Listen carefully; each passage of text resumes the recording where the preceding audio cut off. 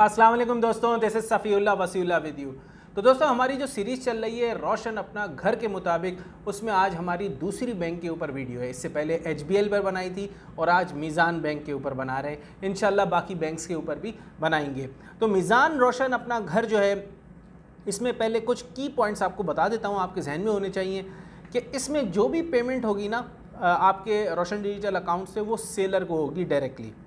Fully repatriate है proceeds, यानी कि यहाँ समझिएगा इसको, आपने 50 लाख का घर लेना है, रोशन डिजिटल अकाउंट में 50 लाख भेजे, 2 साल बाद घर, 2 साल नहीं चले 1 साल के बाद घर बेचते हैं 70 लाख का, तो सिर्फ जो 50 लाख है, जो प्रिंसिपल अमाउंट था, वो आप वापस मंगवा सकते हैं। जो 20 लाख का प्रॉफिट हुआ है वो नहीं मंगवा सकते फ़ौरन। उसके लिए उसे कम से कम 3 साल तक रोशन डिजिटल अकाउंट में रहना पड़ेगा, उसके बाद वो अमाउंट आप मंगवा सकते हैं। उसके अलावा यहाँ ये भी बता रहे हैं कि देखें, इसकी ख़ासतौर पे ड्यू डिलीजेंस वगैरह सब चीज़ें होंगी, बैंक चेक करेगा हर चीज़, उसके बाद ही ये फाइनेंसिंग होगी। आपको जाहिर सी बात है, हर बैंक ही चेक करता है। अच्छा, इसमें जो टर्मिनेशन के चार्जेस होंगे वो सिर्फ पहले साल में लगाए जाएंगे अगर आप अर्ली टर्मिनेशन कराते हैं, जो कि 1% होंगे। प्रोसेसिंग की फ़ीस 4,000 रुपये लिखी है यहाँ पे। अच्छा, उसके अलावा जो है आपको तकाफुल का ऑप्शन भी यहाँ दिया गया है, जो कि इतना इंपॉर्टेंट नहीं है। अब हम बात कर लेते हैं कि भाई कौन कौन एलिजिबल है इस क्राइटेरिया में। देखिए, सिटीज़नशिप होनी चाहिए, यानी कि पाकिस्तानी होने चाहिए आप। इसमें 2 हैं, लियन बेस्ड और नॉन लियन बेस्ड, जैसे कि पिछले बैंक में भी था। लियन बेस्ड वो होता है कि आप अपना पैसा गिरवी रख दें उनके पास, और नॉन लियन ये होता है कि बग़ैर पैसा गिरवी रखे आप लें। लियन बेस के अंदर जो है ना, वो नॉन रेजिडेंट पाकिस्तानी होना चाहिए, रोशन डिजिटल अकाउंट उसके पास होना चाहिए, NIC होनी चाहिए। इसी तरह जो नॉन लियन बेस्ड है उसके पास भी रोशन डिजिटल अकाउंट होना चाहिए और वैलिड NIC होनी चाहिए। प्रोडक्ट की कैटेगरी के अंदर बता रहे हैं, आप घर ख़रीद सकते हैं, कंस्ट्रक्शन करवा सकते हैं और रेनोवेशन करवा सकते हैं। सेगमेंट के अंदर बता रहे हैं कि आप सेल्ड इंडिविजुअल भी हो सकते हैं और नॉन सेल्ड भी हो सकते हैं। चाहे आप कहीं नौकरी कर रहे हो या बिज़नेस कर रहे हो, दोनों इसमें अप्लाई कर सकते हैं। एज के मुताबिक बता देता हूँ, एप्लीकेंट और नॉन एप्लीकेंट, यानी कि एप्लीकेंट जो कि नॉन रेजिडेंट पाकिस्तानी है, और को एप्लीकेंट, सॉरी मैंने कुछ गलती कर दी थी वर्ड में, ये को एप्लीकेंट है, यानी कि जो पाकिस्तान में आपका जो भी फैमिली मेम्बर है, ब्लड रिलेशन, वो को एप्लीकेंट है। उसकी भी डिटेल आपको बता रहा हूँ। लियन बेस्ड का समझे पहले, 20 से 65 साल तक अगर सेल्ड इंडिविजुअल है तो ठीक है। और ये 60 और 65 साल जो मैं हमेशा बताता हूँ, ये आपकी फाइनेंसिंग के बाद की एज होती है। यानी कि मिसाल के तौर पे आप 40 साल के हैं, 20 साल के लिए फाइनेंसिंग ली, तो जब फाइनेंसिंग ख़त्म होगी तो कितने के होंगे आप? 60। तो ये इसको इस तरह काउंट किया जाता है, ठीक है। ऐसा नहीं है कि आप 60 साल के हैं और अब जाके आप फाइनेंसिंग मांग रहे हैं 20 साल की, तो फिर आप 80 साल के हो जाएंगे। तो ये इस तरह काउंट नहीं होता है, इसको जहन में रखिएगा। इसी तरह सेलिड और नॉन सेलिड दोनों के लिए यही सेम यहाँ पे एज दी गई है, 20 से 65 तक के लिए। और नॉन लियन बेस में, यानी कि अगर आप गिरवी नहीं रखते पैसा, तो उसमें 20 से 60 है सेलिड के लिए और 20 से 65 है नॉन सेलिड के लिए, ठीक है। को एप्लीकेंट जो होगा उसकी एज 65 से ज़्यादा नहीं होनी चाहिए मैच्योरिटी के ऊपर, तो ये एज आप इसको समझ लीजिए। उसके अलावा फाइनेंसिंग की रेट समझिए और टेनर समझिए। फाइनेंसिंग की जो रेंज है मीज़ान बैंक में, वो अगर आप ख़रीद रहे हैं या कंस्ट्रक्शन करा रहे हैं तो उसमें कम से कम 5 लाख, और मैक्सिमम के लिए इन्होंने कोई लिमिट नहीं लगाई, ठीक है। HBL में मैंने आपको लिमिट बताई थी, यहाँ कोई लिमिट नहीं है। फाइनेंसिंग की रेंज रेनोवेशन के लिए कम से कम 5 लाख, मैक्सिमम के लिए कोई कैप नहीं है। नॉन लियन बेस्ड के अंदर ये बता रहे हैं कि कम से कम 5 लाख और ज़्यादा से ज़्यादा 1 करोड़ रुपए। और फाइनेंसिंग का टेनर जो है वो 3 साल से 25 साल तक, ठीक है, ये टेनर हो गया। अब को एप्लीकेंट के बारे में बता रहे हैं ये कि अगर लियन बेस्ड में आप जाते हैं तो को एप्लीकेंट जो है वो आपके या तो स्पाउस हो सकता है, पेरेंट्स हो सकते हैं, या एडल्ट सिबलिंग्स हो सकते हैं, यानी कि बहन भाई, और बच्चे भी हो सकते हैं अगर एडल्ट हैं तो।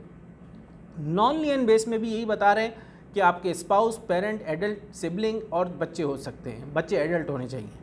अच्छा, ज़्यादा से ज़्यादा को एप्लीकेंट कितने हो? ज़्यादा से ज़्यादा को एप्लीकेंट 4 जो है ना वो अलाउ है, यानी कि 4 को एप्लीकेंट्स तक आप इसमें ऐड कर सकते हैं। अच्छा, इनकम क्लबिंग कैसे होगी को एप्लीकेंट की? अगर लियन बेस्ड है तो 100% को applicant income will be clubbed, ठीक है। यानी कि जो आपको पाकिस्तान में जिसको आप अपने साथ मिला रहे हैं उसकी 100% इनकम को कंसिडर कर सकते हैं लियन बेस में। नॉन लियन बेस में जो को एप्लीकेंट है, अगर स्पाउस है यानी कि मियाँ या बीवी तो 100% आप क्लब कर सकते हैं, और अगर उसके अलावा कोई रिश्ता है तो 75% तक क्लब कर सकते हैं। ठीक है, ये सिर्फ क्लबिंग के लिए मैंने आपको बता दिया इनकम का। नेट मंथली इनकम कितनी होनी चाहिए भाई? लियन बेस के लिए कोई मिनिमम क्राइटेरिया नहीं है, और नॉन लियन बेस के लिए भी कोई मिनिमम इनकम का क्राइटेरिया नहीं है। एम्प्लॉयमेंट का टेन्योर समझ लीजिए, अगर लियन बेस्ड है तो कम से कम जो आपकी एम्प्लॉयमेंट है वो 1 साल होनी चाहिए। नॉन लियन बेस में जो कम से कम आपकी एम्प्लॉयमेंट है वो 2 साल होनी चाहिए।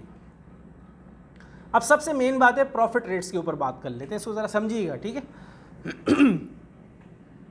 यहाँ पे कह रहे हैं कि अगर नॉन लियन बेस्ड आप लेते हैं, अगर आप सैलरीड इंडिविजुअल हैं या नॉन सैलरीड इंडिविजुअल हैं, तो आपके फिक्स के लिए 1 ईयर का काइबोर ये फिक्स्ड रेट होगा प्लस 1.5% पर एनम। यानी कि मिसाल के तौर पे KIBOR rate Karachi interbank offer rate 12% है, तो उसमें 1.5% मिलाया जाएगा तो 13.5 बन जाएगा, तो ये आपका पर एनम रेट होगा इसके ऊपर।